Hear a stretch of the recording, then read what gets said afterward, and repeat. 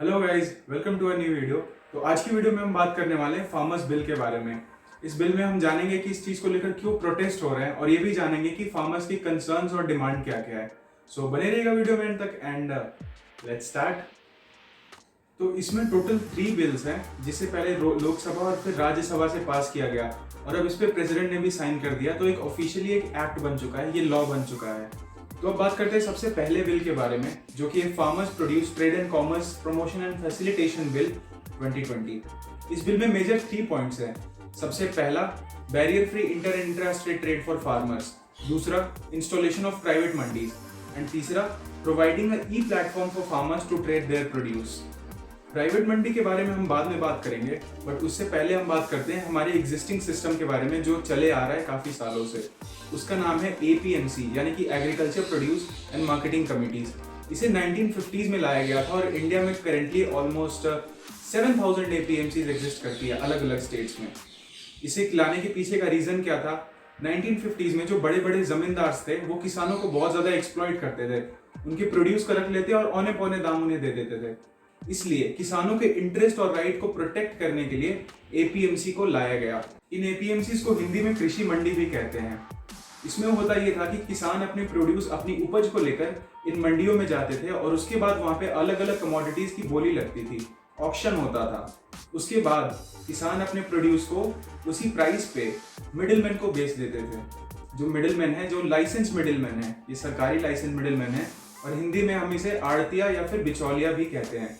उसके बाद ये मिडिलमैन इनकी उपज को लेकर जाकर जो बड़े बड़े ट्रेडर्स हैं, जो बड़े बड़े रिटेलर्स या फिर कंपनीज हैं, उन्हें बेचते थे और उसके बाद वो चीजें हम तक पहुंचती थी। अब बात करते हैं हम चेंजेस के बारे में कि इस बिल के आने के बाद क्या क्या बदलाव हमें सिस्टम में देखने को मिलेगा। तो इस बिल के आने के बाद जो किसान है उनके पास ऑप्शन रहेगा कि वो या तो चाहे इन आड़तियों को अपना प्रोडक्ट बेचें, अपना प्रोड्यूस, अपनी उपज बेचें, या फिर ये इन्हें एलिमिनेट करके ये डायरेक्टली जाके बड़ी बड़ी कंपनीज, ट्रेडर्स या फिर रिटेलर्स को अपना प्रोड्यूस बेच सकते हैं। तो ये किसानों के लिए बहुत अच्छी खबर है और इसके थ्रू हमारे प्रधानमंत्री नरेंद्र मोदी जी ने वन नेशन वन मार्केट का भी कॉन्सेप्ट दिया।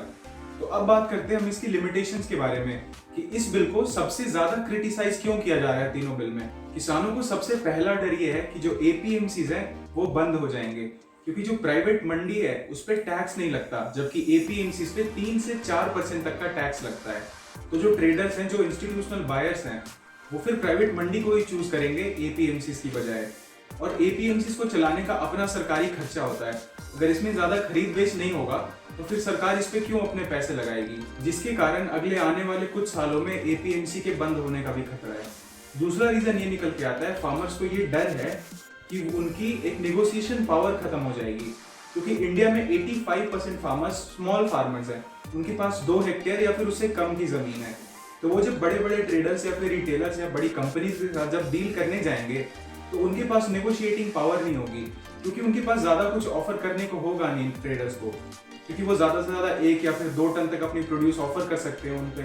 तो इससे उनकी एक नेगोशिएटिंग पावर कम हो जाएगी और जो ट्रेडर्स हैं उन पे ओवर रूल कर सकते हैं।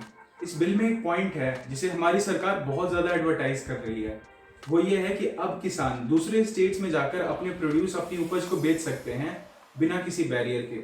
तो इस चीज के बारे में आपको एक इंटरेस्टिंग फैक्ट बताता हूँ कि ये चीज पहले भी कभी नहीं थी, ये रिस्ट्रिक्शन पहले भी किसानों पर नहीं था। किसान पहले भी जाके अपनी उपज को दूसरे स्टेट में बेच सकते थे। हाँ, जो आड़तीये हैं उन पे रिस्ट्रिक्शन था कि वो दूसरे स्टेट में जाकर नहीं बेच सकते थे। अब हम बात करते हैं दूसरे बिल के बारे में, जो कि है farmers empowerment and protection agreement of price assurance and farm services bill 2020। ये सुनने में बहुत बड़ा लग रहा है, बट आप इसे शॉर्ट में कॉन्ट्रैक्ट फार्मिंग भी कह सकते हैं। इस बिल में ये कहा गया है कि जो इंस्टीट्यूशनल बायर्स हैं वो किसानों को प्रोडक्शन से पहले ही अप्रोच कर सकते हैं और जाकर उनसे डील कर सकते हैं, उनके साथ एक रिटर्न कॉन्ट्रैक्ट साइन करा सकते हैं कि वो किसानों के प्रोड्यूस को X रुपीस या इतने दाम में खरीदेंगे। अगर आपको इसके एक एग्जांपल से समझाऊं तो मान लेते हैं एक कोई क्रॉप है, वो दिसंबर में उसके प्रोडक्शन होता है, दिसंबर में वो कट फुट के तैयार हो जाता है। तो जो इंस्टीट्यूशनल बायर्स हैं वो किसान को उससे 3, 4 या 5 महीने पहले ही कॉन्ट्रैक्ट साइन करा देंगे कि हम आपके प्रोड्यूस को इस प्राइस रेंज में या इस प्राइस में आपसे परचेज करेंगे। और अब बात करते हैं हम कि इस बिल को क्यों क्रिटिसाइज किया जा रहा है, किसान इस बिल को लेकर क्यों चिंतित हैं। तो इसका सबसे पहला रीजन निकल के आता है, किसानों को डर ये है कि जो MSP है यानी कि मिनिमम सपोर्ट प्राइस है वो खत्म हो जाएगा। हालांकि हमारी सरकार ने यह आश्वासन दिया है कि इस चीजों की वजह से, इस बिल की वजह से एमएसपी पे कोई असर नहीं पड़ेगा। लेकिन एक फैक्ट ये भी है कि जो ये प्राइवेट कॉन्ट्रैक्ट्स होंगे, इस पे गवर्नमेंट का कोई इंटरफेरेंस नहीं होगा। गवर्नमेंट इस चीज पे कोई अपना इंटरफेरेंस नहीं कर सकती।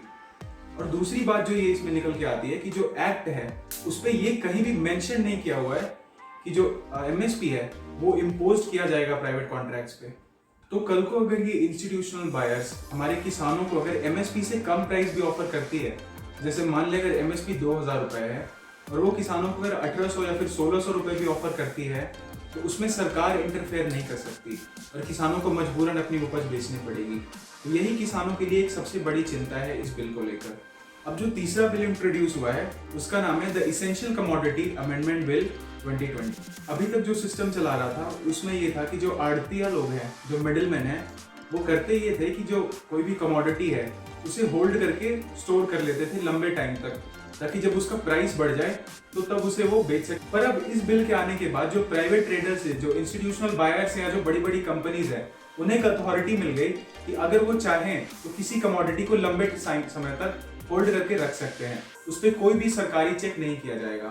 तो ये एक बहुत ही चिंता का विषय था किसानों के लिए, क्योंकि अगले आने वाले कुछ सालों में एक ऐसी सिचुएशन बन सकती है जब ये जो ट्रेडर्स हैं, ये जब किसानों से डील करने जाएंगे तो ये एक पॉइंट रख सकते हैं कि हमारे पास तो ये कमोडिटी ऑलरेडी पड़ा हुआ है, अगर आप हमें इस प्राइस रेंज में बेचना चाहें तो ही हम खरीदेंगे। और वो प्राइस रेंज असल में एमएसपी से काफी कम हो सकता है। तो हमने तीनों बिल्स को डिस्कस कर लिया। अब बात करते हैं हम इन बिल के आने के बाद इसका असर क्या होगा, what are the effects of these bills.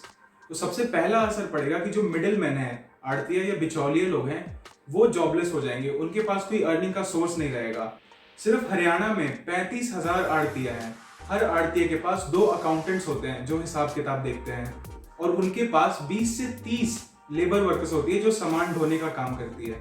तो ऐसे देखें तो एक बहुत ही ज्यादा पॉपुलेशन जो है वो एक जॉबलेस हो सकता है। दूसरा इफेक्ट ये हो सकता है कि जो एपीएमसी यानी कि कृषि मंडी है वो बंद हो सकता है, जिस चीज की वजह से जो बड़े ट्रेडर्स हैं वो फार्मर्स पे ओवर रूल कर सकते हैं, क्योंकि सिर्फ एक प्राइवेट मंडी ही रह जाएगा एग्जिस्टेंस में, और वहां पे जो बड़े बड़े बायर्स हैं, जो इंस्टीट्यूशनल बायर्स हैं, वो काफी ज्यादा डोमिनेंट हो जाएंगे। क्योंकि इंडिया में 85% स्मॉल फार्मर्स हैं और जो इंस्टीट्यूशनल बायर्स हैं वो बहुत सारे और बहुत लार्ज स्केल पर हैं। अब हम बात करते हैं सोल्यूशन के बारे में, और ये भी बात करेंगे कि किसानों की डिमांड क्या है इस बिल को लेकर, किसान क्या मांग कर रहे हैं। तो सबसे पहला जो डिमांड है किसान का वो है कि एमएसपी को प्राइवेट कॉन्ट्रैक्ट्स में ऐड कर दिया जाए, यानी कि जो प्राइवेट कॉन्ट्रैक्ट्स फार्मर्स और ट्रेडर्स के बीच में होंगे उस पे एमएसपी हो, ताकि किसान को कम से कम एमएसपी जितना पैसा मिले इन ट्रेडर्स से।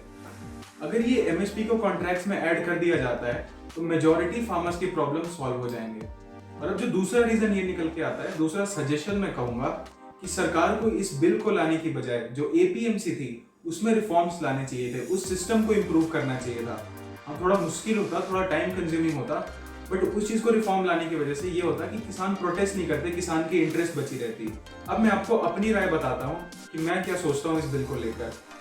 ये जो बिल है इसका नाम तो है फार्मर्स बिल, बट ये चीज कंपनीज को ज्यादा फेवर कर रही है बजाय किसानों के। That's it for today guys, thank you so much for watching this video. अगर आपने आज तक वीडियो देख लिया है तो वीडियो को जरूर से जरूर लाइक कर देना, चैनल को सब्सक्राइब कर देना और एक कमेंट करके बताना कि कैसी लगी वीडियो, और वीडियो को शेयर भी कर देना हो सके तो। मिलते हैं अगले वीडियो में, तब तक के लिए बाय बाय।